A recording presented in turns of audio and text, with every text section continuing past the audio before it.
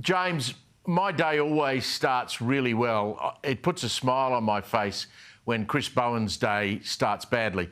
I note today that Rystad Energies pointed out that the government is going to miss its 82% energy target by, quote, a big margin.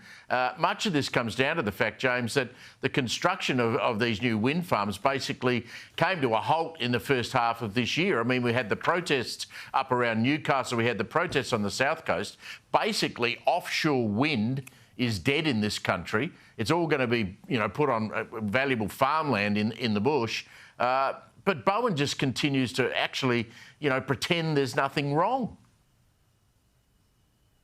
Well, and, this is the great problem here. We decided, okay, well, we're going to run down all of our coal assets. We're not going to allow any new gas. We're going to get electricity, not from nuclear. We're going to get from intermittent power sources, solar and wind, and we're going to have batteries, and it's going to be expensive and complicated and unstable. But, if we all work together and pull together and we pave all the farmland and we put all the solar panels out and we put all the wind farms out, we'll get there. But now, of course, we know we're not going to get there. So what do we have coming up? Well, we're going to have missed targets, which I say, great. That's probably a good thing. In fact, that is a good thing. B, though, the problem with the missed targets is there's not going to be the conventional power there to pick up the slack. This is just catastrophic here. And, I know there's been a lot of talk in Canberra and in sections of the press about, should the coalition ditch net zero? And if they ditch net zero, well, they're never going to wind up being electable and all of this sort of thing. I disagree fundamentally with this idea because what we are seeing, that report that you flagged and where we are in terms of the gap between the electrons we're going to need and the electrons we can provide into the system and deliver, that is going to cause all sorts of crises, blackouts, more power bill crises, all caused by the net zero commitment. The longer we keep that going, the more people are going to be furious about it. So today people in the cities might say, oh, we love our net zero, we love climate change, we love all of this, we love all of that, and we're going to vote for it. And we would never vote for those troglodytes of the Nationals who want to get rid of net zero. But give it a couple of years here. Give us a couple of years, Pricey, of crisis, of high power bills, of blackouts like we had in Spain the other week.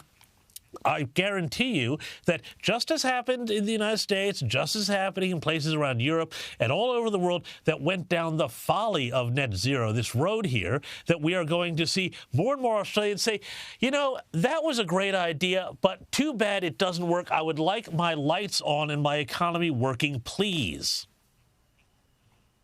Well, that's what we need to do some polling on. I mean, Caroline, look, net zero is a target.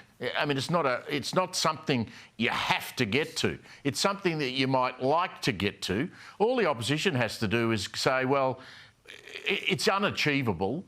We'll rethink our mix on energy. Obviously, nuclear got, rejected by a large part of the electorate in the election, but we can revisit it in a different form.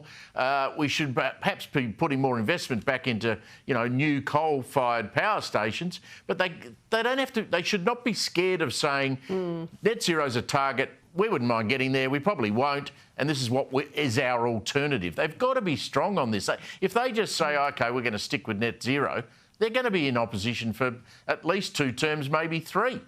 Well, where is the real difference between the parties if they do that? But I feel like the Liberals have been running scared on this issue, and so many others, they were really afraid to mount a very strong nuclear debate, and that's why it didn't pass, the test for voters. But, if they were strong and they made a point of difference with the Labor Party on this and they actually listened to what people are saying, especially people in regional areas who are most affected by this, then I think they have a much better chance of coming in maybe in the next couple of terms, but they have to be fearless about it. Absolutely. James, Caroline, appreciate your time. Thank you very much.